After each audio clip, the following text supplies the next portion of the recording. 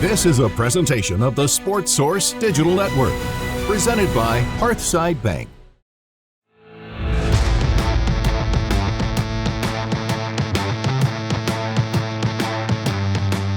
Welcome in to the Sports Source Digital Network. I'm John Pennington, and this is the final word on ETSU. I am joined by three VFLs over here. Kind of a laid-back look at Tennessee's game each and every week, even when it's East Tennessee State.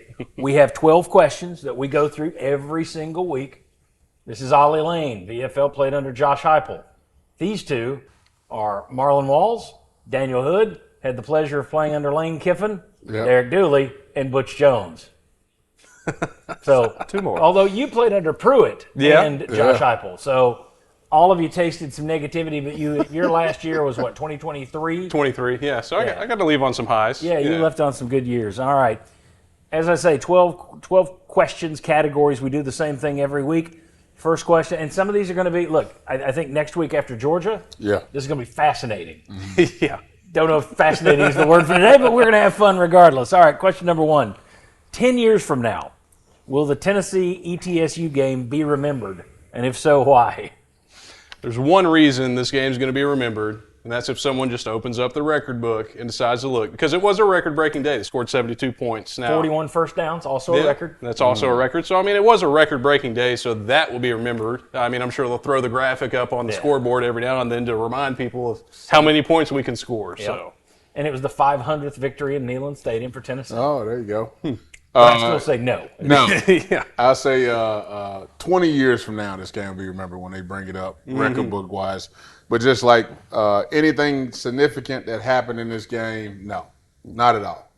I don't even have anything to add to it. And you're Mr. Positive. Yeah, there's nothing. Even the Zen master of the show doesn't have anything good to say about this. With a fresh haircut. I mean, the only thing I'll remember it for is I love the running back number 19, who I now forgot his name. Morris. Yeah. And that little jump cut he had, I was like, that's a 5-yard jump cut. That's rare. That's special. His name is spelled Dwayne. It's pronounced Dwan. Dwan Morris. But it's spelled just like Dwayne for the only reason his mother years ago thought, oh, this will screw up some idiot Knoxville sportscaster down the road like me. All right, here we go. Question number 2. Would you watch the ETSU game again just for fun? You couldn't pay me to. You couldn't pay me to. And there's no slight to the guys. It's just, it was, I found myself flicking through other channels, looking at other games, and I look up and say, man, we scored again. It's like I get the little ticker on my phone, we scored again. How did we score? So, no, I would not. You couldn't pay me to. Okay. No, I would not watch this game again. I had a hard enough time staying until midway through the third quarter to decide to leave. So, I mean, yeah, it was a great game to watch, but, I mean. I was talking to my buddy in the fourth quarter, and it's just like, could this thing please just can we run the clock like a Little League game? Daniel, your thoughts. Would you watch it again for fun? Not for fun. No, if I was playing a drinking game with some buddies and you're taking a shot for every touchdown, great game. Work. But outside of that, that seemed targeted to some friends of yours who probably did this, correct? Oh, yeah. There's a little truth in that one. All right. Who will watch that game again? Kids. I think kids would like that because, you're getting to watch your team score time after time after time. Yeah. I don't think many adults are going to. I mean, it's like, would you rather watch a prize fight or a guy spar with somebody? And that was just sparring. That's all it was. All right. Question number 3. What was the game's single most memorable play, Marlon? It's the one that's in question right now. Whether Joey Aguilar was throwing the ball to Matthews or to our tight end. But we saw Matthews go get some, he high pointed the ball, go snatch the ball out of the air. It looked like it was a duck. It looked like it was a duck. It wasn't a smart throw. It was not. Why did you have two guys? You shouldn't have had 2 receivers down next to each other anyway. It's ETSU. Yeah, you can get away with it. It's a high school football game. I wouldn't want to see him try that against Georgia. No. So that was my most memorable one, and I hope I don't see it again. Not with 2 guys in the same spot. I'll jump in because I was going to go with the same play. Okay, gotcha. But the reason I was going to go with that play, forget the negatives, Mike Matthews targeting that ball, tracking it, making the catch. It was like, okay, that was his nicest moment since he's arrived on campus. That was a nice play. And he saved the bacon Yeah. for Joey Aguilar. And I added, you go look at his highlight tape from high school, because that's all we got, basically. We've got Syracuse in this game. Yeah. He did a lot of that. High pointing the ball, jumping up, getting it over guy head. So I'm hoping we can throw more 50-50 balls to this guy, and that's where he's good at, because we'll take it. I know, similar kind of play, the one Merklinger kind of chucked it up there. I really just, was it a great play? No, but I really like the effort that Brazel put in that play. That's something that I don't feel like, I mean, that's a play 10 times out of 10. I think he's probably going to, or 9 times out of 10, he'll drop that. I mean, that's just based on what he's shown on film, but for him to go in with the control and get that in, that showed me a lot that he is athletic. He is got the ability to do these things at a high level. That's the crazy thing about Brazel. I can't get it. I mean, he made that catch, nice catch. Made that great catch against Alabama last year, laid out. Laid out for and him. then he drops a simple pass. Yeah. There's not a lot of consistency there. Maybe he's working toward it, but we'll get more on Brazel a little later. Daniel, what was the most memorable play? My first pick's Marlon's, but just to be a little bit different, I loved Boo Carter's return, the one where he Superman into the end zone, even though he was out of bounds. But I was watching that one, and I was like, man, our special teams looks pretty special this year. When he's on the field, returning a punt, it looks pretty special. But partner that with the 53-yard field goal. Yeah. And I was like, And you know Gilbert hasn't what? missed, so, I was like, and as a former special teams coach, like, I love that part of the game. And to see that special play, his little hitch walk that he did there to shoot the guy out, I was like, that's special. He's got some gears now. He's shifty. That's something we've been missing. That play did kind of make me think, what would he look like on offense? With just a little bubble screen, get him a decent block. Can he make a couple guys miss and get vertical? Who does that remind you of that we played with? Why the hell would you? You want me to say Cordell Patterson? Of course. No, There was not Cordell. CP would move like that. I will, since this, even though we're having to focus on ETSU, I'm going to let us branch off occasionally into Georgia World. Keep this interesting. Keep you around. What you just said about getting the ball on offense. Yesterday you weren't there for it, but we did the Ollie filled in. Daniel, you weren't there, so I asked both of you. We do the will they or won't they, thumbs up, thumbs down on the show, and it was will they or won't they, 2 touches on offense for Boo Carter versus Georgia. I wouldn't against Georgia. Oh, I would. No. Oh, he's the most explosive player you have with the ball in his hands. Yeah. I would, even if I'm just handing it to him on a jet sweep. Yeah. I'm giving him the ball. But all the VFL said thumbs down. I would do this right here just because. Well, our deal was, will they do it or not? We don't think they will. Oh, okay. We all would. Yeah. We don't think Tennessee will. I think they will, and here's the Twice? reason. Yeah. Okay. Here's the reason why I say that. I listened to the Josh Heupel press conference this morning. You can tell he's tired of the Georgia talk. We haven't scored more than 17 points except once. He's averaged 14 in 4 games against versus Georgia. And it showed. And so I think one of the reporters asked that question. I think he's getting a little tired of it. And it's hard to deny Boo Carter after watching him with that return. Give him a bubble. Give him a jet sweep. And I get what you're saying. It would have been nice if you'd gotten him some beforehand. Do you really want to do this in that game? It's kind of the David Sanders question, too. Do you put that guy out there for your first snaps against Georgia, if he's ready, which is a question. But to me, Boo Carter, the reward is better than the risk. Yeah. I just think you have to have – I've not seen anybody on this team yet who's shown me they can take it to the house with the ball in their hands. Brazel, good catch. Matthews, good catch. How many of those have been 10-yard catches that they took 60? Right. Carter's that kind of guy. Yeah. So tell me why you wouldn't do it. It's just the Maxims, team that makes Massachusetts State's will win. And there's so many things that can go wrong because if he doesn't have good ball security, one turnover in the game could cost you the entire game against Georgia. And you know what can go right? Yeah, he can make a guy's miss. He could get 10, 15 yards. But when you're playing a game like that, you got to make decisions on what can go wrong. And there's so much that can go wrong. So conservative. Very conservative. Here's what why I'm you're challenge wrong. on. If we've had, let's say we go 2, 3 and outs on offense, we can't move the football. Run game is, Georgia's going to gear up for Georgia's that. already up 7-0. They're up 7-0. Or let's say 10-0. Yeah. Right? You're not going. Absolutely not. You're not thinking Still, Josh you Heupel's wouldn't? thinking we've Absolutely got to not. move the football. Absolutely. No. My only rebuttal is we had a guy, D. Williams, Yeah. Same do thing, it. super Sure. special with the ball. We had packages. Did we ever use them? No. We good tried it out there one time, and immediately here comes the cornerbacks. Hey, he's in. The punt returner's in the game. It's going to get snuffed out very quickly. I mean, I agree. I think That it was would a be a good decoy. thing. Well, how good of a play designer But- are you? Yeah. That was a decoy. I could have some fun with that. Let me give you an example. Yeah. All right, so I'm watching my Patriots lose, which I'm getting used to. But they had a 4th and 1 call yesterday. So they get up. There's 3 backs behind Drake May. It looks like a tush push. Snap the ball. You have the guy who's straight behind the quarterback pulls and leads as the lead blocker. Everybody else goes straight into the line, but you got a lead blocker, and the guy who's over here on the far right takes the ball and runs behind him. They get about a 13-yard gain. Yep. Do that with Boo Carter. Even if it's a 3rd and 1, hand him the ball. Yeah. Do something as safe as you can get it. Yeah. I realize he can drop it, but I got news Yeah. for you. Anybody out there can drop it. They Yeah. could all fumble. They could. Hey, here's a play I remember, just to get back. I know we're kind of running over, but That's here's a all right. play It's I better remember. than East Tennessee State talk. Here's a play I remember, and I know you remember this as well. Georgia at home, my senior year. I want to say it's like 4th and 1. Butch Jones does the fake to the fullback. We're in our formation. And flicks it out to Rajon Neal. Oh, yeah. And it's a huge guy. I want to say we got about 20-something yards. But that literally sparked the entire stadium. I don't see why you wouldn't do it. That's when people started calling him Butch Stones because he's showing guts. Yeah. Then Dude, that, I'll never that didn't forget last. that The only thing I remember from that game was the fumble through the end zone and we lost. That's the Pig Howard fumble. Yeah. Yeah. I remember that. Yeah. Yeah. All right. What can go wrong?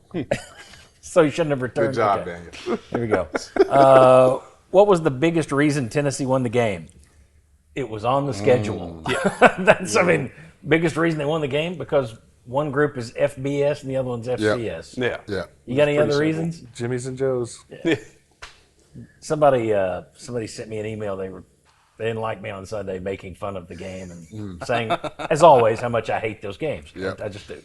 And he said, the other team is on scholarship too. You don't grasp that. And I thought, well, only 63 of them are on scholarship. Yeah. They don't have this full scholarships you do, and No. that's a whole other level. Those kids that were quarterbacks, they were powerful quarterbacks. Do you think they chose to go FCS, Yeah. or do you think that was their option? Yeah, I mean, there's a reason that they're at the school of East Tennessee State University and not University of Tennessee. and nothing against that. No. There are plenty of people who couldn't play at ETSU. That's good for them, but those teams shouldn't be served up as sacrificial lambs to the FBS gods, in my But opinion. we keep the money in state. Yeah, that's true. Well, until next year when it's permanent. Then we keep it in the South. All right. What was the biggest what if in this game? Usually that's like what would have turned the game. What if Joey Aguilar gets hurt? Oh, God. That would be That's a sad but good one. What if you'd lost a star player? yeah. That's, Aguilar specifically. Ooh. Yeah, because the next two quarterbacks, the difference between Joey and those, Yeah. that gap just got massively different. Yep. So that's my biggest. That's a what good if. one. That's a very good one. I don't know if I'm thinking of a what if. I guess for this kind of game, again, what if David Sanders would have played? That's what I had. I mean, I think I want to see the guy out there at some Twins. point.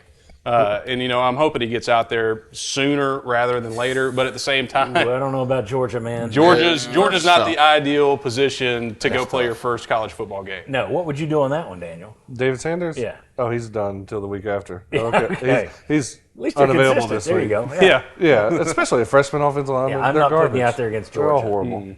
My first game that I played in at University of Tennessee as a true freshman Alabama. on the road in Tuscaloosa. No one ranked Alabama. How'd you do that game? Woof. But once you sniff a little success, Yeah. you begin to think like, all right, I belong here. Yeah. I'm good to go. If this is the best I'm gonna play against, and I'm starting to gain what they're trying to do, and I want to say Saban ran power at me like 3 straight times. No joke. But it's like when you're in that moment, if I can get through this and I start to have a little success, I'm confident the rest of the way. I'm good to go. Well, that's funny because Ollie, you and Mike Stoll, another former offensive lineman at UT, former Vol captain, you both said you wouldn't play him because go the other way. Yeah. If he gets whipped a few times, Yeah. what's that do to his confidence?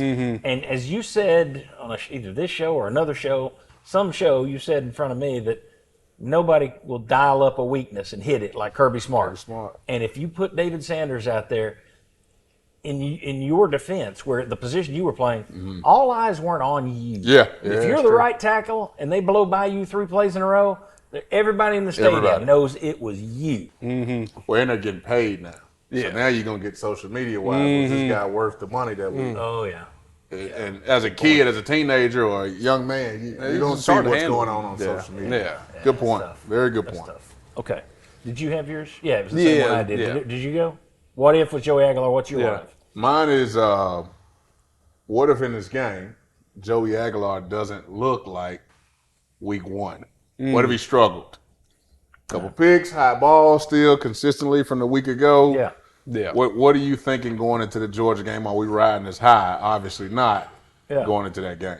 But we were good, so. Yeah, I thought he was good. I thought 2 games in, he's better than what I thought. Because I kept staring at those 24 interceptions. Yeah. And I do think we're going to get a much more realistic view of what his ceiling is this week against Georgia. Yeah. But so far, better than I expected. I did not expect 5 touchdowns, no interceptions. I'll tell you this right here, though, and I'm just speaking the truth.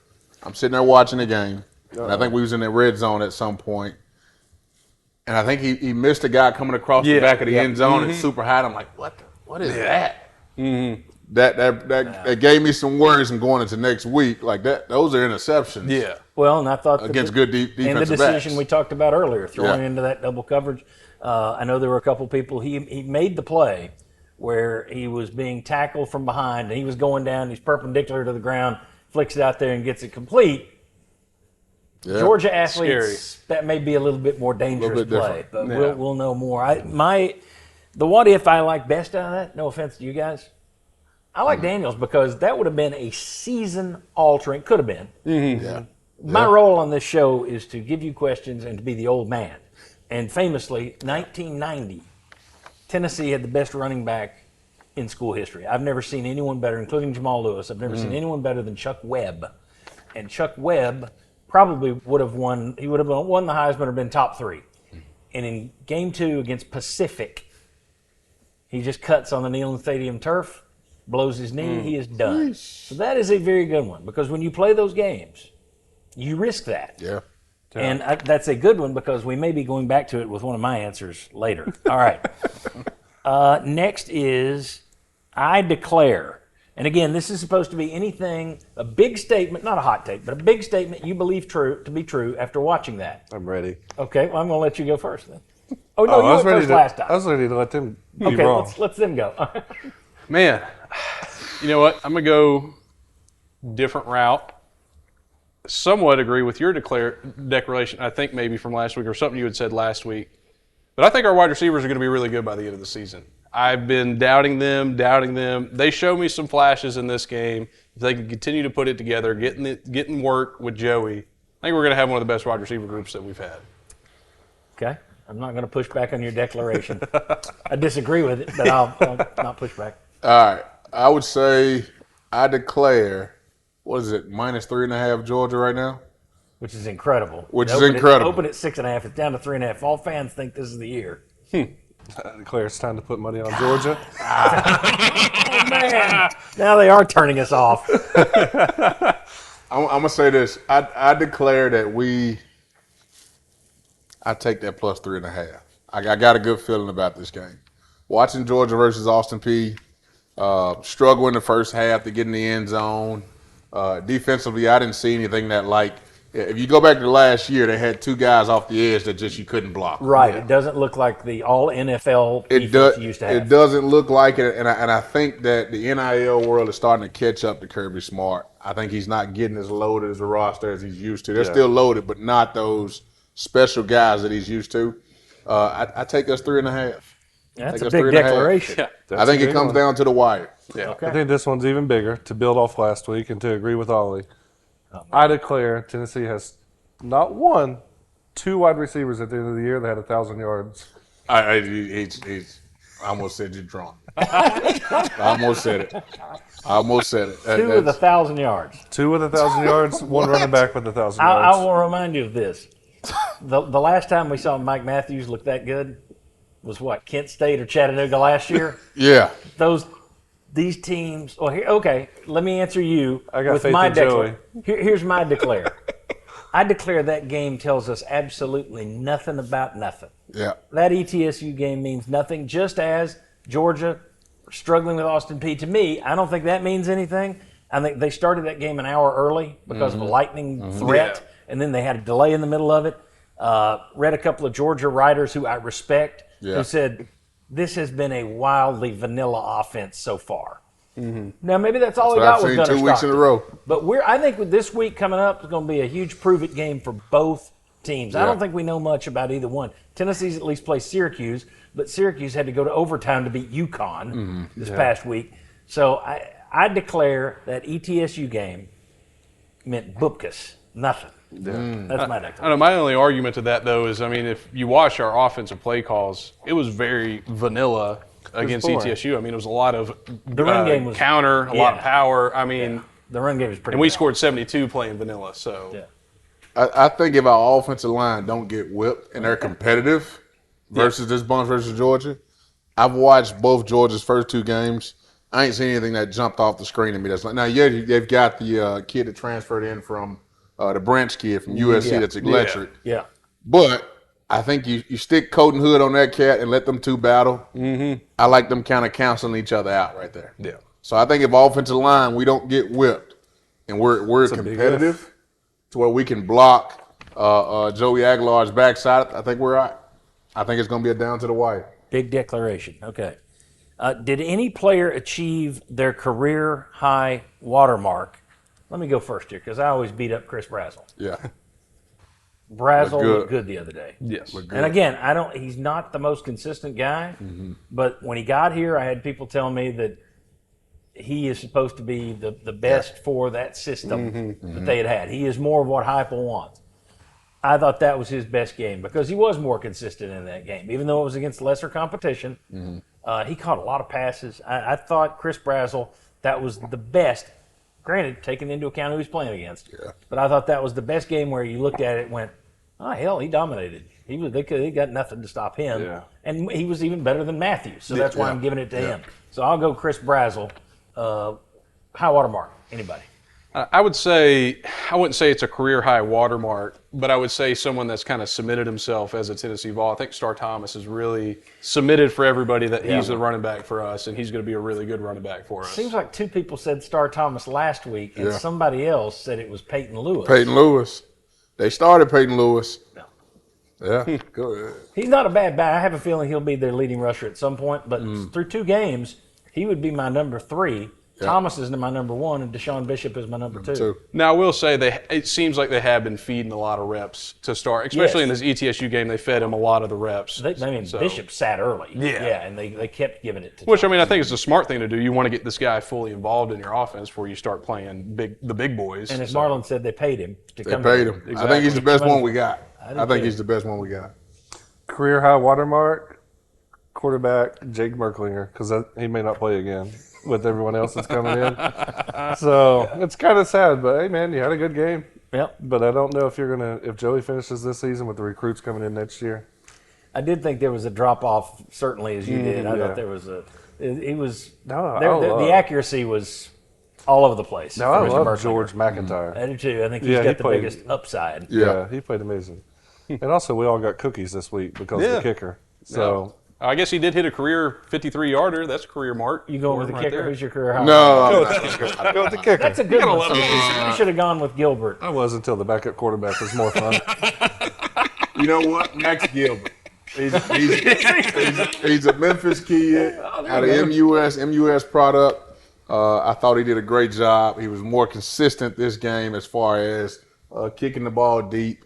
I like him going into the Georgia week, so I was going to go defensive line, but hell, they're playing against the scout team, so it's not very good. So I go Max Gilbert. You're from out there, Memphis. Olive Branch? Which high school were you at? So from Wooddale, Okay. but Olive Branch is like 45 minutes outside of Memphis, so we consider it Memphis. It's in Mississippi. Yeah. But I went to Wooddale 9th through 11th and then transferred to Olive They Branch. recruited you to Olive Branch. NIL. There you go. NIL. All right. Next up, I am confident in this player or position group. Confident in. Can't say receiver because we get it. You're all in on the receiver. 2,000-yard receiver. The Tennessee Receiving Corps brought to your NIL dollars by Daniel Hood Rubin. I can't wait to sit in this chair in December on my birthday. When they cross 1,000. I'm going to be smoking a cigar and just being like, man, was that right? Who do you have confidence in? I got confidence in that linebacking core. Okay. I think Arian Carter heard the questions in the offseason. The Georgia game last year, it's stuck in my head. The tight end coming across the middle, Arian Carter gets lost, catch the touchdown right off his head. So I'm thinking that was a motivation to them. I know Arian Carter's our leader this year. I think him and T. Lander, I think they're excited about this game to kind of show that they are better than what they put on tape last year. So I'm going to go linebacking group. Okay. Confident in Boo Carter. I know We're it's probably doing the same thing because that's what I had. So. Yeah. I mean, he's had all this stuff going on in the offseason. Yep. Take the shackles off. He's good to go in my opinion. I mean, the way he went, and I mean, it's just punt return, but the effort that he put into that just shows that he still cares about the team, cares about doing good for the team, whether it's his own individual highlights or for the team. It's still doing good for Tennessee. So I'm confident. I don't know about that. I mean, I don't want to dog the kid. No, but I'm confident. Doing it for the love of Tennessee. It could just mean he's out there. I want money. Watch me in Colorado next year. Bye. Well, I mean, you're still doing those things. It's helping the team. No, I agree with you. That's the one I have confidence in because there's not a lot of carryover after that game for me. It's hard to apply that to Georgia, but I've seen Boo Carter do this against big time foes, small time foes, and again. There's no one else on the team right now that when the ball is in their hand that I say, oh, this could go to the house. Yeah. You had that with Dylan Sampson last year. Yeah. You had occasion they could never connect, but Dante Thornton was that kind of player. The only guy I see on the team that you got like that right now, Boo Carter. Yeah. So I'm confident in Boo Carter. What are you? My biggest one from week 1 to week 2 is I'm really confident in our special teams now. Week 1 against Syracuse, we were fair catching everything. Because they didn't let Boo Carter. Because they didn't let Boo Carter. But field goals, I don't think they missed a field goal. No. They've not missed an extra point. You hit a 53-yarder. You did a great job. And that was and you're replacing your special teams coach from the year before. And Gilbert went all last year without missing an extra point. There was a time, Tennessee had a stretch there of several years, probably while you guys were playing, where they missed extra points, which used to just be a given. And they had, every year you'd miss 2 or 3. It's like, what the hell's going on over there? Now you're back to having a guy who's just, all right, there's 2 guarantees every time you kick an extra point. It's going through the uprights, and some offensive lineman's going to grab his leg and fall down to buy time for the defense to rest. So you can't get much from ETSU, but I was like, at least special teams looked good. Yeah. How much do they work on how you fall down during those ETSU games for the offensive line? They send us to an acting class. No. All right. It's just you got to be able to play it good, Yeah. Yeah. I'm worried about. I'm confident in. Yeah. I'm worried about this player or this position group going forward. Can I start this one? Yeah, sure. I'm worried about, and I'm going to keep it Georgia week because it's such a big game. I'm worried about exactly what we just talked about, them not using Boo Carter on offense. I get it. He's been in the doghouse. I get it. He had to work his way back. Seemed like he's done those things. We've seen him more and more on defense. We're seeing him now catching punts. If we run across this Georgia defense that shut us down in the since Heupel's been here, really. Oh, and 4 years before that. Right. You've done nothing offensively, really, against them since the Hail Mary win in 2016. Yeah. And you can't move the football. Josh Heupel be an offensive savant. Get a ball to the guy. Let's see what he's got. What else do we have to lose, honestly? Yeah. So that's my biggest worry going forward is the fact that we keep the shackles on Boo Carter when he showed he's an explosive kind of athlete. And I say this, the guy's a gamer. Yeah. Big games, he's going to trash talk with the best of them against your best player, and he's going to show up. Get a guy the ball. Let's see what he can do with it. Now we know why Marlon likes him. Marlon was a trash talker. Yeah, he's trash talker. That's how Marlon got ready for the game. Could not get ready to play unless he was talking shit to somebody. I got you. Now I'm going to have to go back in and bleep at the 30-minute mark. And that was after he moved you to defense, right? Yeah. That was trash talk last week. Yeah. All right, what are you worried about, Daniel? I'm worried about the lack of production from the tight ends. With how solid our tight end group is, their ability to catch and move. When I saw them in practice, they were some of the most athletic tight ends I've seen at UT in a long time. and you come in, I think we've got like 60, 70 yards. Got a touchdown from Van Dorselaar this past week. Yeah, from like 4 yards out. Kitzelman has one on the year, but yeah, that's it. It hasn't been the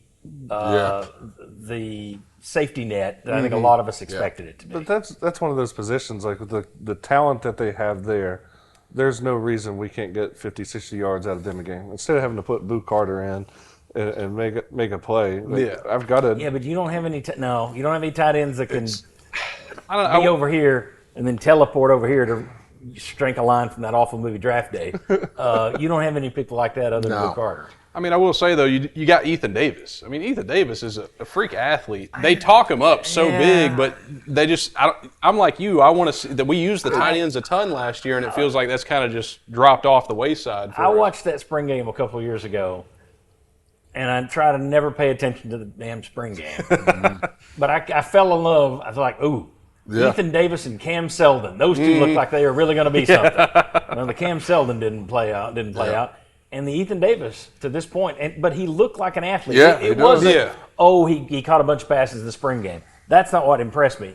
You can just see some guys and you go, oh, hell, he's a better athlete than these guys.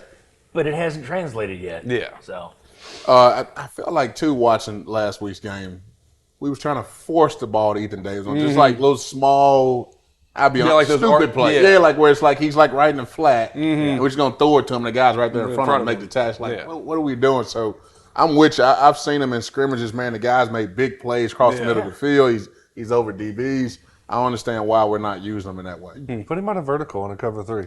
Yeah. Hit that seam route. I've seen him hit that in the scrimmage. what are you worried about? Or have you already told us? I Can't just, keep up with this stuff. I'm going to go ahead and rip the Band-Aid off of this conversation. I'm worried about the depth in our offensive line. I'll go ahead and say I kind of have a feeling that we've seen the extent to where the depth can go. Because, I mean, I texted you during the game. I don't know if you noticed, but Satterwhite went in for a series, and you could tell the drop-off. No, he didn't have the bad snap, but you could tell the drop-off just in the mechanics, the blocking. And then you stay and you watch the 2s and the 3s roll in, and it's just nothing was jumping at me. There was a lot more issues and intricacies that I could notice when they came in versus when the 1s were in. And so that makes me nervous. If one piece goes down, I don't know where you pull the other piece in at this point. I'm worried about the depth on the other side of the line. Against Georgia, I mean, here's the thing. I don't think Stockton, I've seen 3 games from him. Yeah. Nothing to set the world on fire. Now, again, there's some Georgia writers who feel that, and these aren't just Georgia honk writers who write whatever they want. These are guys who are legitimate, covered them honestly for years. They seem to think that they've been holding a little something back. And for all we know, Tennessee has too. Yeah. But Stockton doesn't scare me. And if you had McCoy and Gibson, I really wouldn't be scared of him. Yeah. Their run game. Now, you held them to 130 last year, but still it was 130. You know, we showed yesterday on the show, they've got 5 losses in the last 4 years. That's it. All 5 of them were up like 130 yards rushing or less. 4 of those were less than 100 yards. If you had Devin Hobbs, if you had Jackson Moy, if Bryson Eason weren't banged up a little bit, Nathan Robinson kept getting banged up in that first game, I'm just a little concerned about the defensive line depth because I think your game plan is to stuff the run and make Gunner Stockton beat you.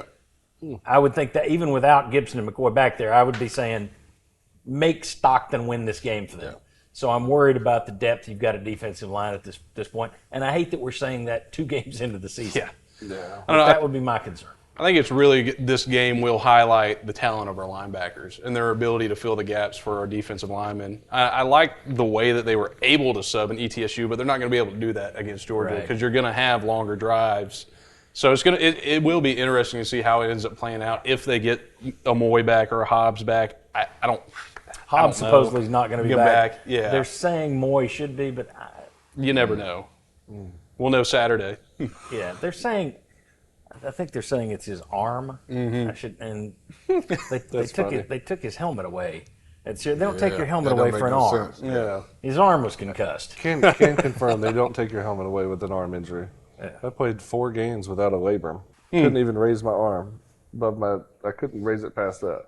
They never came and took your helmet. Never. Not in one time. All right. 3 more to go. And I'll start because I'm going to tie this one back to something else. What was Josh Heupel's best or worst move versus ETSU? And mine was lifting Aguilar at halftime. Just, we've seen enough. Don't put him out there. Don't get him hurt. Yeah. So tying back to your earlier answer, Yeah. I thought it was wise to go ahead and yank him at halftime. Does anybody disagree with that? No. Would you have kept him out there? Okay. No. What else we got? Mine kind of goes on yours, and it's just because I don't want to pick that much about ETSU, but his best move was cutting Nico and getting Joey Aguilar. And getting to see Aguilar's family in the stands, like crying when he was throwing the touchdown passes and all that. Like, I get chill bumps thinking about that. Like, that's Tennessee football. I don't know that he cut Nico. I don't care. That's not Yeah. Tennessee football. The guy been there for a year.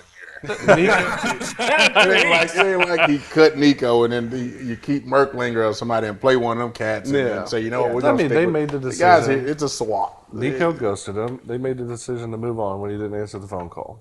A couple of mercenaries. Yeah. That's all it is now. Like Anyway, what's Marlon in yours high then? school. Let's critique your Gave me the most. What's yours then? Let's see what you got to tell. I would say my worst move is knowing that offensively, you know, this is a big game. Georgia defensive-wise, we haven't matched up good with them defense versus offense.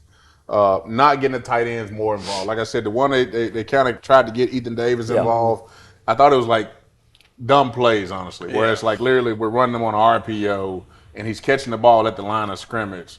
It looked like it was like, hey, listen, you've been complaining. Let me get you the ball in some kind of way. I would have liked to see them use those guys a little bit more down the field. Let's get their confidence going. And now it gives Georgia something else to worry about in the film room, thinking, okay, we've got these big athletic tight ends. Yeah. They could possibly be a threat to us. I feel like the ETSU game would have been a perfect game to kind of get those guys more involved. Yeah. Let's be creative. Give Georgia something else to think about. Sounds like you agree with me then. How does that feel? How does that feel? I would say his worst move is not going over to Will Healy and asking, do you want a mercy rule? I mean, where's the gentlemanness? Yeah, 72 points is cool, but, you got to. We made money over that decision. I mean, I don't know. That's true. We got the Cavaliers line. Yeah. I don't know. You've seen them do it in the past. That might have been an option I would have ran by them. Or hey, Danny White might have been saying, no. People are still buying popcorn. Hold the brakes. Popcorn. Danny's all about that money. Yeah. So we can keep replacing the troughs. Yeah. Let's see. Picking nits, something small you didn't like. We haven't mentioned it. There was something big I didn't like. Something big that we have talked about all off season. And people would gripe about it in the comments when we talked about it because you're just being negative. You're a negavol. How about that snap that was 8 feet to the right? That was going back to spring. There was talk that they're having some trouble with the snapping, and heard it in the off season. And I was thinking, okay, well, it must have been Satterwhite because they've gone to Pendleton. But he had one that was kind of off against Syracuse. He had one that was off. It wasn't fumbled. But it was off a little bit, and a penalty wiped it out. Then you had that one that was a mile to Aguilar's right. Granted, fall on it. Why he was trying to pick it up and everything else, just fall on it at that point. But that is a game-blowing screw-up. That is a massive nit to pick, in my opinion, the bad snap. To just play devil's advocate, though, I don't think we've ever went through a spring practice that didn't have snap issues. I've never been a part of one. Yeah, I mean, it seems it always takes till like week 2 but or 3. I had more people. There were more people talking about it this year than I can remember.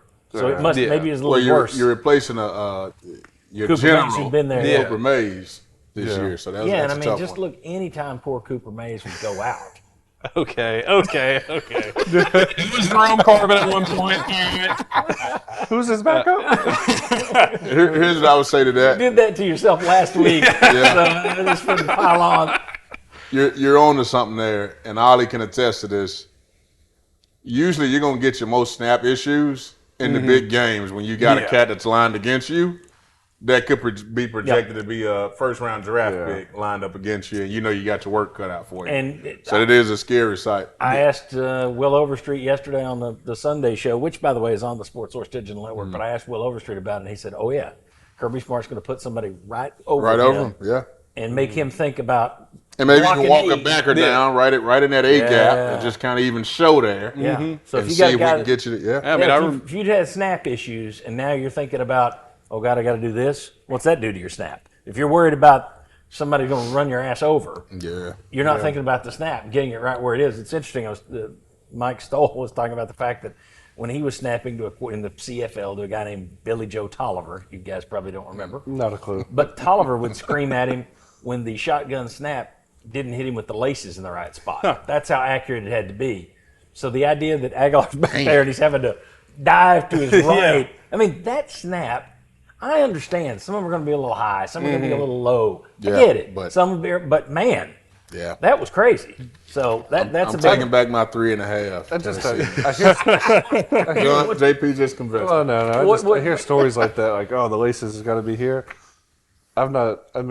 The one So you're guy, calling Mike a liar? not a liar. I think it's a wives' tale. It's like I caught a big fish, and then like it turns into this one. Okay. It's like I bet it was like just get it here. But my biggest nip for the We'll have game. a fight on the next Sports Source. I'll call him out. Fight. I'm gonna bring that one The up. guy that we played with that won the Super Bowl of the first one that we played with, Morgan Cox, the snapper. Yeah. Had a long career. Yeah, like even he wasn't getting the snap like that, and that's a Super Bowl winning snapper. And so that's like, okay, we just got to call You him. don't know what the quarterback. You don't know what Joe Flacco was saying. I don't I have want a it clue. right here. All right. But it smells funny. What are you nitpicking? I'm nitpicking that we didn't give the D-line more one-on-one pass rush. Aside from Mike Stoll's story, what are you nitpicking? Mike stole number one. I thought they should have gave the defensive line more one-on-one pass situations without blitzing as much. Because you're going to have to be able to rush 3 and 4 and get pressure against Georgia. Well, that is another interesting thing. Y'all are running me off this 3.5. Because we said that last week after Syracuse that you had to blitz to get pressure. Yeah. You couldn't get there with 4. I really didn't pay that close attention to their 4-man to their rush. I didn't think against that East they Tennessee State. just let it rush. There was one drive that I saw where it seemed like they let Eason do that, and he became untouchable for like 3 plays, but then you didn't see any more of that. They need, you guys can speak more to this, but it felt like when I played D-line, I always play my best when, you have your assignment and what you're supposed to do, but they let you just cut loose and play free. Cut it wide. I always and go. felt like that was do when that. I would make my most plays. You got to be careful about that in college, though, because you got your quarterback points that you got to hit. Mm-hmm. And that was the other thing. That the only way you get used to hitting those quarterback points is by getting your 4-man rushes. Man, y'all ran me off that 3.5. You have to go back and ask that. Yeah. I declare. What you're declaring now, is it still 3.5? You taking the ball? That just took me back to Jeremy Banks' year when we could not get a pass rush without blitzing. Mm-hmm. And we would they kill us across the middle with little crossing routes and meshes and all that, and it ended up losing us a couple games because we literally have nobody sitting in the middle of the field, right? Because we're getting pressure by sending our linebackers. So, you ran me off the 3.5. Go ahead. So you're saying I won the ETSU game. Marlon's agreed with me twice. All right, so we got your nit. What was your nit? Did you give it one or yet? Yeah, Sorry. So I could have talked about him more. They should have gave Peyton Lewis more touches. I would like to see him run the ball a little bit more. Okay. I understand. I think Deshaun only had 3, but had 68 yards. So I mean, he had. He had the one long run. They're like, okay, have a seat, son. You're good. They could have let Peyton get out there and show us a little bit. He had one run where he didn't run over somebody, which was fun to see. Mm-hmm. I want to see more of that. That's my. Did you give us yours? Yeah. Mine was, what was mine? It was agreeing with me. It wasn't freaking agreeing with you. It was the tight ends, not using the tight ends more to kind of boost their confidence going into this Georgia game. All right. Last one. Who won the ETSU game? And for those who didn't see the last show, obviously Tennessee won the game, but what I'm getting at is what player or coach got the most clout, improved their standing the most? Who gets most of the glory from that game? I'd have to say, just for my own personal opinion, I think Chris Brazzles and Mike Matthews made the most, in my opinion, showing me that they actually have the ability to go do what we need them to do. That's who I would say. Against lesser foes, but yes. Yes, but I think they can do it against better foes as well. This week's just going to test everything. It's going to test everything. I was going to go with either Mike Matthews or Boo Carter, but Boo Carter's an easy one. I'm gonna go Colton Hood. Mm-hmm. Go Colton Hood. We saw him versus Syracuse. He lit it up. couple questionable coverages in there, but he did his job. He was aggressive. Looked like, man, we ain't missing much from the corner spot. And I feel like early on in this game, when he had his opportunities, he made big plays over there on that side. So I think just boosting his confidence going into this Georgia game, I think was a huge win. Mm-hmm. I think mine, I got to go with Joey Aguilar. I thought that was the game, first home game, running out of the tee for the first time. Family crying. Yeah. He literally cemented himself as this legacy player now that fans just absolutely Oh love. my God! I didn't say he's going to win a Heisman or I'm anything gonna make like you that. cut some of this crap about it. But if you look on Twitter, or X, whatever it's called, everybody loves the way he competed, his story, what he's been through, and that was his first game in Illinois. Oh, well, look, you have a tendency to go a little too far. I don't even want to know what that gesture was. Let's be careful. It was a twist game. Okay. Marlon and I used to run. Gotcha. I was trying to get him to save me. Gotcha. Just want to make that clear for any of listen. our viewers before the algorithm takes me out. Hey, listen, Puts me in another category with some sort of crap right you there. let Joey Aguilar go out there and that offense look stagnant. Bingo. In this Georgia game. That's where I was going. For the first 4 series. And I promise you they'll forget about people crying in the That's exactly right. I promise you they will. We need to make a side bet right now again. I will say camera. it is good seeing the age of the transfer portal that people do still buy into programs like it seems like the Aguilar family has. So I get your point on that. They're buying into they're buying into their son. He got paid. Yeah. No knock on Aguilar or the Aguilar family, but who was wearing orange leis and pajamas and stuff a year ago? This kind of stuff comes and goes. They're backing their kid. And I'm not taking away from it. Yeah. I thought it's an emotional story. That's cool. Yeah. Like that they care. But I bet they were doing that with App State last year. And when they got to UCLA, if they played a game, they'd be booing out there in that empty stadium with the 3,800 other fans. I'll go with Aguilar, though. Yeah. I agree with you. I'll go with Aguilar simply because I do think he's becoming the fan favorite. Now, do I think he is a legacy in the history of Tennessee football? No, it's a bit much. Put him up there in first front ever of Josh trade. Dobbs. Put him in front of Josh Dobbs, according to Hood. It's the first step toward sort of Mount Rushmore. They're going to have to take Al Wilson's picture off the back of the stadium, put up Joey Swag. Yep. We'll see. December 5th. By the way, Al Wilson, for those of you wondering, the legendary Al Wilson will be on the Sports Source next Sunday after the Georgia game. So you can find that if you're in Knoxville, find that on WATE 11 a.m. on Sunday. And then we typically put that up by about 3 o'clock Eastern on Sundays on YouTube on this digital network. This past week, we don't know what happened. There was a technical issue. We posted at 3, but for some reason it wasn't there. So went back and posted at 6. So my apologies. Typically it will be there at 3 o'clock. And this week, Al Wilson will be joining the show, which will be fun. I've quickly started loving the show. Don't know if you guys like it, but it's good for me. I like it. Daniel Hood, Marlon, Vols Ollie Lane, thank you very much. This has been the final word on East Tennessee State. Follow me, Chris, if I'm talking there. All right, there we go. We'll leave it right there. This has been the final word on East Tennessee State. If you liked it, click the thumbs up. If you want to support the channel and do me a favor, hit the subscribe button because that helps other people figure out we're here. If you want to leave a comment, answer any of these questions. Some of you got in the comment section and disagreed with us, gave your own answers. I loved it. Be sure to do that, and I appreciate you. We'll see you next time on the Sports Source Digital Network.